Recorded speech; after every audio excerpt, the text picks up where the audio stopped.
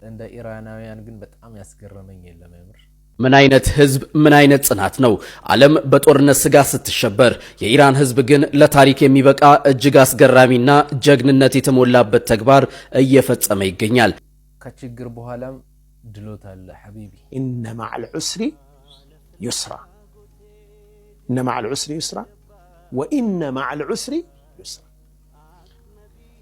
ሐዘን ሆኖ አይቀጥልም ፌሽታ ሆኖ አይቀጥልም السلام عليكم ورحمة الله وبركاته حسن ني ወደ ዩቲዩብ ቻናል ቤተሰቦች ዛሬም በአዲስ ቪዲዮ መጥቻለሁ ማለት ነው ለቤቱ አዲስ ከሆናችሁ ዩቲዩብ ቻናል ሰብስክራይብ አድርጉ እንዲሁም ቪዲዮ ላይክ አድርጉ ሙስሊም ነኝ ለማለት መጀመሪያ ማወቅ ያለበት ነገር ላኢላሃ ኢላላህ ምንና ምን እንደሆነ ነው በቃ መጀመሪያ ማወቅ ያለበት እና ላኢላሃ ኢላላህ የሚለው ቃል በትክክለኛ ትርጉሙ ምን እንደሆነ እስኪ ከኡስታዝ አቡ ሃይደር አዳምጠን እንምጣ لا إله إلا الله ማለት ምንድነው ማዕናው ወንድሞች ትኩረታችሁ ከኔ ጋር ይሁን لا إله إلا الله የሚለውን ትክክለኛ ፍቺውን ማዕናውን ማወቃችን ከብዙ ስህተቶች ይጠብቀናል ሳናውቅ ሽርክ ላይ ከመውደቅ ይታደገናል لا إله إلا الله የሚለው ቃል ትክክለኛ ፍቺው ከአላህ በስተቀር በእውነት የሚመለክ ሌላ አምላክ የለም ማለት ነው አንድ ሙስሊም لا إله إلا الله ብሎ መሰከረ ማለት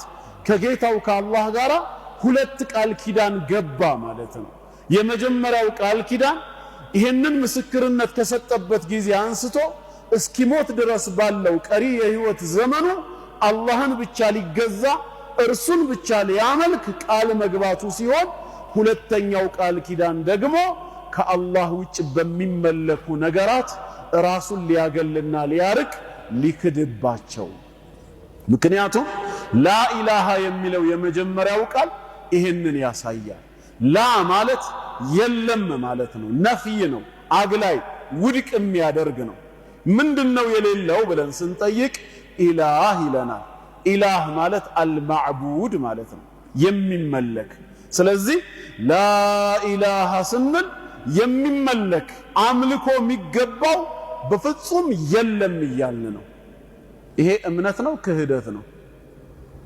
ምንድነው ወንድሞች አምልኮ የሚገባው የለም ማለት እምነት ነው ክህደት ነው ተናገሩ ኩፍር ነው ክህደት ነው እያመነ አይደለማ ሰውየው እየካደ ነው ኢራናውያን ነገር ግን በጣም ለየት ብሎብኛል ምን አይነት ህዝብ ምን አይነት ጽናት ነው ዓለም በጦርነት ስጋት ስትሸበር የኢራን ህዝብ ግን ለታሪክ የሚበቃ እጅግ አስገራሚና ጀግንነት የተሞላበት ተግባር እየፈጸመ ይገኛል ትራምፕ ታሪካዊ ስፍራዎችንና መሰረተ ልማቶችን አወድማለሁ ብለው በመዛታቸው ጀግኖቹ ፋርሶች መሰረተ ልማታችን ህልውናችን ነው በማለት በኃይል ማመንጫዎችና በድልድዮች ላይ የሰው ጋሻ ሆነው ቆመዋል በተለይ በአህዋዝ ድልድይ ላይ የታየው የህዝብ ሰንሰለት ጥቃት ከደረሰም አብረን እንለፍ የሚል ታላቅ ወንድማዊ ቁርጠኝነት የታየበት ነው ይህ እንቅስቃሴ በሲቪል ተቋማት ላይ የሚፈጸም ጥቃት የጦር ወንጀል መሆኑን ለዓለም ለማሳየት የተወሰደ የመጨረሻ አማራጭ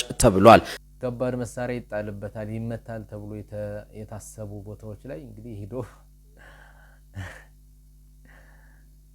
አንታይ ሚሳይል መሆን ማለት እንግዲህ በጣም ነው ጽናታቸው የሚገርመው ኢራናውያን ከመከራና ከችግር በኋላ ተድላ አለና ምን ያህል መከራ ቢደርስብን ችግር ቢደርስብን መታገስ አለብን ምክንያቱም ከችግር በኋላ ምቾት አለ فإن مع العسر يسرا ናስኪ ሱንዳው አዳምጠን ኢነ መዐል ዑስሪ ዩስራ ኢነ መዐል ዑስሪ ዩስራ ወኢነ መዐል ዑስሪ ዩስራ ሐዘን ሆኖ አይቀጥልም ፌሽታ ሆኖ አይቀጥልም ሱነት አላህ ዱንያ ትገለባበታለች ክረምቱን በጋውም አለ ነው ዛሬ ዘንበል ያለ ነገ ቀና ይላል ዛሬ የተሰበረ ልብ ነገ ይጠገናል ሐቂቃ በቃ ይጠገናል ይሄ የአላህ ሱና ነው ቀልብህን ለብቲላ ነው የምታዘጋጀው እንጂ ቀልብህ ነው መዘጋጀት ያለበት ያንን ለመሸከም እንጂ ከብቲላ ነፃ መሆን አይቻልም ኢንቫይሮንመንቱን ነፃ ማድረግ አትችልም አንተ ግን ኢንቫይሮንመንቱን የሚቋቋም ስነ ልቦና ልብህ እንደዛ ነው መሆን ያለበት ለዚህ ደግሞ ወደ አላህ መጠጋት ያደርጋል ይህ ሽዳ አሁን ያለው መከራ አሁን ያለብኝ ፈተና ያልፋል ያልፋል። ኩኒስ ኒደርባ ብዬ ጽፌያለሁ። ማያልፍ የለም ያልፋል። ሁሉም ነገር እስኪያልፍ ያለፋል፣ ያደክማል፣ ግን ያልፋል። ማያልፍ ነገር የለም። ስለዚህ እቺን ጊዜ ወደ አላህ ተጠግቼ ነው ማለት ከለላዬ እሱ ነው። እንደሚያልፍ አላህ ወደ ተሻለ ነገር እንደሚቀይርልኝ እርግጠኛ ነኝ የሚል ፊቃ ያስፈልገናል። ነቢዩ ሰለላሁ ዐለይሂ ወሰለም ለን የግሊበ ልዑስሩ ዩስረይኒ ብለዋል። ዑስር እነ መዐል ዑስሪ አልዑስሪ ማለት አል የምትለዋ ቃል በአረበኛ ስትገባ የሆነ የሚታወቅ ፈተና። ለምሳሌ አንድ ሰው በቃ አሁን እየተፈተነበት ያለ ጉዳይ እነ መዐል ዑስሪ አል ማለት ያ ፈተና አል አንድ ፈተና። ዩስራ ደግሞ ብዙ መውጫ መንገዶች ማለት ነው። ዩስራ የሚለው እነ መዐል ዑስሪ አልዩስሪ አላለም፣ አላለም። ነኪራ ትባላለች በአረበኛ። ነኪራ ማለት ኦፕን ተደርጓል። በቃ ብዙ አይነት ዩስሮች፣ ብዙ አይነት መውጫ መንገዶች፣ ገር መንገዶች አሉት። እነ መዐል ዑስሪ ዩስራ ወኢነ መዐል ዑስሪ አሁንም ደግሞ ያ መከራና ጥብቅ ያለ ነገር ዩስራ ብዙ መውጫ አለው አለ። ስለዚህ ነብዩ ሰለላሁ ዐለይሂ ወሰለም ምናሉ ለአንድ ችግር ሁለት መፍትሄ ወይም ከሁለት በላይ መፍትሄዎቹ አንዱ አያሸንፋቸውም ማለት ሱብሃንአላህ። ያልፋል እንጂ ሁሉም ነገር ያልፋል። ችግሮችም መከራዎችም አልፎ በደስታና በተድሎት ይተካሉ።